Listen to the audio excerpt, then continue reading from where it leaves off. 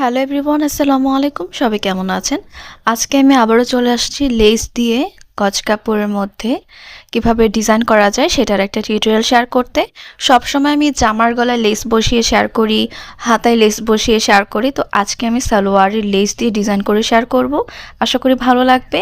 তো দেখুন, এখানে আমি সালোয়ারের কাপড় নিয়েছি, আর এই যে টুকরোগুলো হচ্ছে জামার কাপড়। আর কমলার মধ্যে ইট কালারের একটা প্রিন্টেড ডিজাইন ছিল জামার মধ্যে। তো সাইড থেকে যে টুকরো ছিল সেই টুকরোটাকেই আমি চারকোনা করে কেটে নিয়েছি। তো আপনারা হচ্ছে 3x3 বা 3x2.5 এরকম করে নিয়ে কেটে নেবেন। অনেকগুলো কাপড় আমি ভাঁজ করে কেটে নিয়েছি। তো এই দেখুন, এখানে ডাবল ভাঁজ করেছি এবং মাঝখানে আরেকটা ভাঁজ করে এই যে কোনা কোনা একটা শেপ দিয়ে এখন আমি 1/2 ইঞ্চির মতো মানে সালোয়ারের নিচে কাপড় রেখেছি। সেই 1/2 ইঞ্চির মধ্যে আমি এই যে কোনা কোনা ডিজাইনটা বসিয়ে দিচ্ছি।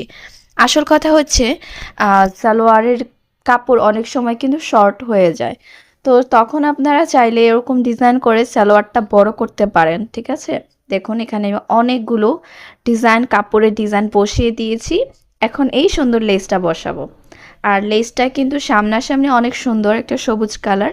লাইটিংয়ের জন্য কিন্তু কালারটা পুরো ক্লিয়ার বোঝা যাচ্ছে না, একটু অন্য কালার চলে আসছে, কিন্তু এটা অনেক সুন্দর। দেখুন, আমি একটা কোনা কোনা ডিজাইন হয়ে গেল। তো এটার উপরে আমি এই লেসটা বসাবো। তো একটা লেয়ারে বসাচ্ছি, প্রথমে একটা সেলাই দিয়েছি, পরে কিন্তু ঘুরিয়ে আমি আরেকটা সেলাই দিব। আর আপনাদের কাছে যেহেতু আমার গজ কাপড়ের জামা হোক বা 3 পিসের মধ্যে আমি যে লেস দিয়ে ডিজাইন করে গলার ডিজাইন করি, এগুলো খুব পছন্দ করেন, এই কারণে হচ্ছে আমি আজকে সালোয়ারের ডিজাইনটা শেয়ার করছি। শুধু জামার ভিডিও দেখলে হবে? সালোয়ারের ডিজাইনও তো দেখতে হবে, তাই না? তাহলে তো নিজের জন্য সুন্দর একটা সালোয়ার বানাতে পারবেন। বাহিরে হোক আর ঘরে হোক পরলে কিন্তু দেখতে ভালোই লাগে। দেখুন, এখানে যে সালোয়ারের ডিজাইনটা করেছি অনেক সুন্দর হয়েছে, তাই না? এরপরে আরও সুন্দর সুন্দর ডিজাইন নিয়ে হাজির হব। আল্লাহ হাফেজ।